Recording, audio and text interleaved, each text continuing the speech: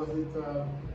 Some of the graphics are set to ultra. You know, not all of them. I can't say ultra because that means everything. So I'm just going to say some of the options are set to ultra, and the texture quality is set to ultra, but everything else is medium, low, or off. You know. So it's a mixture of graphics settings, but it is 67.9 FPS. That's why the FPS counts on Project is so low. Last time it was above 100. Now it's lower than 100 because I've set some like texture quality stuff to ultra. That's why it's low. But it's 67.9 FPS. It's still above 60 FPS. Fortnite, this is on Lumen Epic.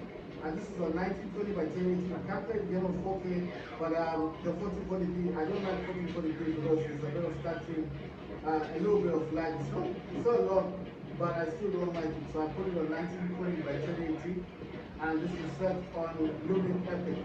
Lumen Epic, the only way to use Lumen Epic is to have this on DirectX 12. So I'm no longer using DirectX 11, but remember I was getting about 200 FPS in DirectX 11. I'm now using DirectX 12 with Lumen Epic. So that's like highest graphic setting you can have. I'm not using nanites because for some reason it needs me to set a FPS limit and I don't know how to do it.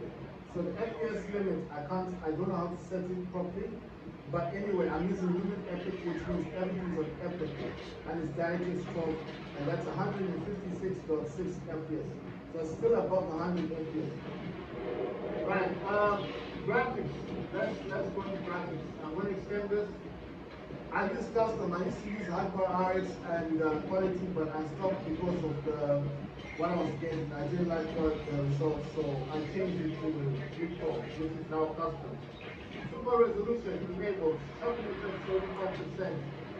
AMD fluid motion frames 2.1 enabled. Search mode is auto. Search mode is performance. Fast motion response is repeat frame. They use a second option which is called blended frame, but I use repeat frame. Radeon anti-lag enabled. Radeon boost enabled. Performance mode is performance. Radeon shield disabled. Radeon image sharpening disabled. Wait for vertical sync is off unless application specifies. Frame rate target control is enabled. Maximum FPS is 60. Anti-aliasing is used application settings, and anti-aliasing method is multi-sampling. Morphological anti-aliasing is enabled, and I told you I checked on this.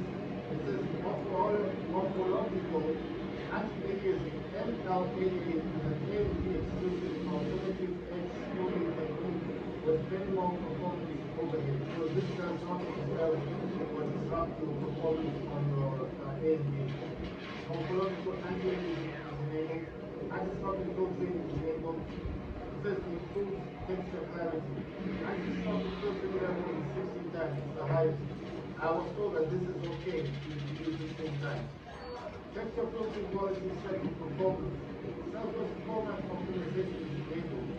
Digitalization mode is AMD optimized. OpenGL typical buffering is disabled. I told you never to use this even on a gaming laptop. This is only for retro gaming. It's supposed to improve graphics, but this is not meant for a game. If you are using this and you've got lots of lag and your games are not playing properly, you need to go back into your AMD versus OpenGL typical buffering.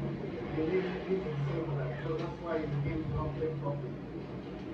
Mine was using 8 pixel format, that means 8 million colors, and I choose 10 pixel format that I'm using. It says enable 10 OpenGL buffer support for compatible displays with 10 bits with OpenGL applications.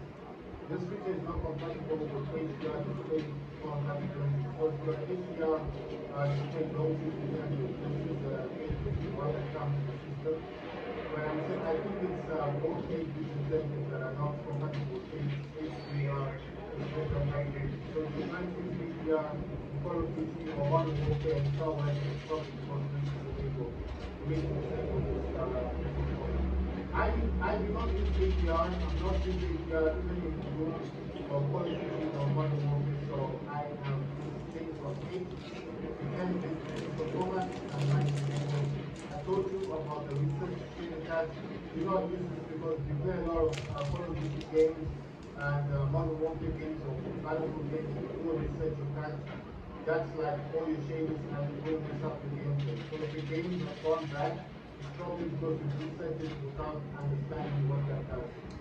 And performance is just saying something integral. FPS latency matrix is 0.25. Something integral hardware matrix is 1. It says it's, I didn't set this, but it set it by itself. FPS is on. Latency is because that IP is not on, and the GPU is on, the GPU memory is not on, CPU is on, and then the system memory is not on. But that shows these normal lighting things. I don't know what those do. My graphs are all like turned over something. It's only the FPS, GPU, and CPU. That's all that's being recorded here. Right, it says GPU AMD Radeon 8060S graphics utilization is 83%. Power consumption 60 watts. GPU temperature 37 degrees Celsius. It says CPU AMD Ryzen AI Max Plus 395 with Radeon 8060S. It says utilization 63%. CPU temperature 39.9 to 40.5 degrees Celsius. Right, go to tuning, it says variable graphics memory custom selected amount below dedicated graphics memory. I told you I use 32 gigabytes. Remaining system memory is 96 gigabytes. You can select 0.5 gigabyte, 1 gigabyte, 2 gigabyte, 4 gigabyte, 8 gigabyte, 16, 32, 64, and 96. I tried 96. Battlefield and then some other games didn't like 96. I tried 64. The other games didn't like that, so I went to 16. Some games were fine with 16. I went to 8. 8 was too low. No games using about 8 gigabytes. So the best one I found was 32, and 32 cents. And I'm just showing you that you can choose 1 gigabyte more. Depending on what you're using your AI computer system for. If you're using large language models, then you can certainly go for 96. But I'm not doing large language models. I will do in the future, but not now. I'm just using this current piece of gaming, and I told you I bought this system because I'm leaving to be next year, and I paid $1,800 for my boss game 25 mini desktop. I bought this because I'm really green with religion, and I wanted the best system out there, and I wanted to future-proof it. So the AI Max Plus 395 is one of the best integrated graphics CPUs you can get right now. There might be some better ones coming out next year, but for me and for the time and from what I've heard about Radeon 8060S integrated graphics, I like how the games were performing, what you could do in the games, and the fact that you only just get graphics. The good thing about the Bossgate M5 mini desktop, it does come with 2 USB ports, and it does have the second slot for the M.2 slot. And I did talk a lot about OP-link adapter that can actually slot into the second M.2 slot. That's something I wanted to do with my Ryzen, with my Prodesk 405G4 gaming PC, because I told you about 2 of them. That one has a Ryzen 5 Pro 2400G with Radeon 11 graphics, Radeon Vega 11 graphics. That only has 1 gig of VRAM, so it can play games like Counter-Strike 2, War Robots, but I decided to keep it as a basic mini PC until I can actually get the OP-Link adapter and an OP-Link eGPU with the RX 7600 SST. That does come with dedicated 8 gigs of VRAM, and I'm going to do what I said I was going to do. I was going to buy the OP-Link adapter and the OP-Link eGPU and set it up with a mini Prodesk, and then see it works. It will work because the Prodesk SSD can be swapped out. So can the RAM. It uses 8 gigs of RAM. It goes all the way up to 32 gigs. Can be swapped out. And the good thing about my Prodesk is that it can the CPU is AMD. It's an AM4 slot. So anything that's second generation, third generation Ryzen processor, desktop processor, I can change it to. But it was saying something about not being compatible with Ryzen 4 fourth generation and fifth generation. I'm not sure if it's compatible with those.